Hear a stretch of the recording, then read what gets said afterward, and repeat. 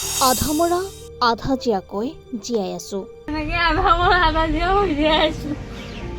কালিৰ পৰা নোখোৱাকৈয়ে আছো।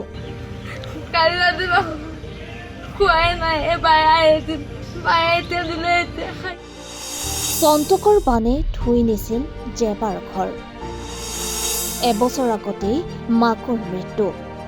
দেউতাক মানসিকভাৱে অসুস্থ।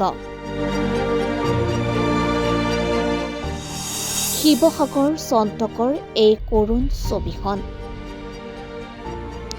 এখন হুইলচেয়াৰৰ অপেক্ষাত ৰৈ আছে জেবা।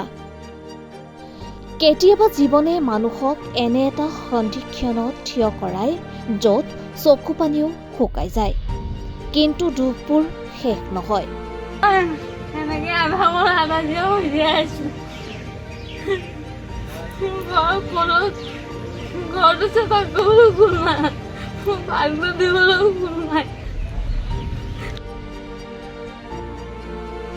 এইজনী জেবা শিৱসাগৰৰ চন্তকৰ এগৰাকী অসহায় ছোৱালী। এবছৰ আগতেই মাকক হেৰুৱাইছিল। মাকৰ মৃত্যুৰ পিছত জীৱনৰ আটাইতকৈ ডাঙৰ ভৰসা আছিল ঘৰখন। কিন্তু এইবাৰ এই ঘৰখনো বানৰ সৈতে উটুৱাই লৈ গ'ল।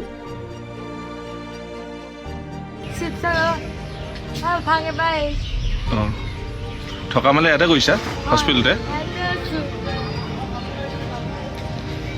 কোনোবা চৰকাৰৰ মানুহ আহিছে নি? নাই। জেবাৰ দেউতাক মানসিকভাৱে অসুস্থ। নিজৰ জীৱনটোৱেই য'ত তেওঁক সামৰিব নোৱাৰে, তাত জেবাক সহায় কৰাৰ শক্তিও নাই। জেবা নিজেও খোজকাঢ়িব নোৱাৰে। এখন হুইলচেয়াৰ অবিহনে এঠাইৰ পৰা আন ঠাইলৈ যাবও নোৱাৰে। আৰু আজি তাইৰ কণ্ঠত মাথো এবুকু বিষাদ।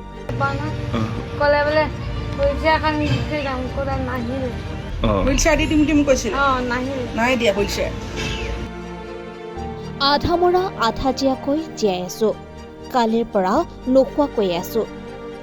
এইকেইটা শব্দই কেৱল এটা অভিযোগ নহয়, এইবোৰ এজন অসহায় মানুহৰ বুকুৰ আৰ্তনাদ। এতিয়া জেবা ঘৰলৈ উভতি যাব বিচাৰে, কিন্তু সেই ঘৰ এতিয়া বোকাৰ মাজত। আৱৰ্জনা আৰু বানৰ ধ্বংসাৱশেষেৰে ভৰি পৰিছে নিজৰ সপোনৰ ঘৰখন। ঘৰটো চাফা কৰি দিবলৈও কাষত কোনো নাই। কেতিয়াবা মানুহৰ জীৱনত টকাৰ অভাৱতকৈও ডাঙৰ অভাৱ হয় এখন সহায়ৰ হাত। জেবাৰো আজিৰ প্ৰয়োজন মাথো সেইখন হাতৰ। এখন হুইলচেয়াৰ, দুবেলাৰ দুমুঠি আহাৰ আৰু অলপ মানৱতা।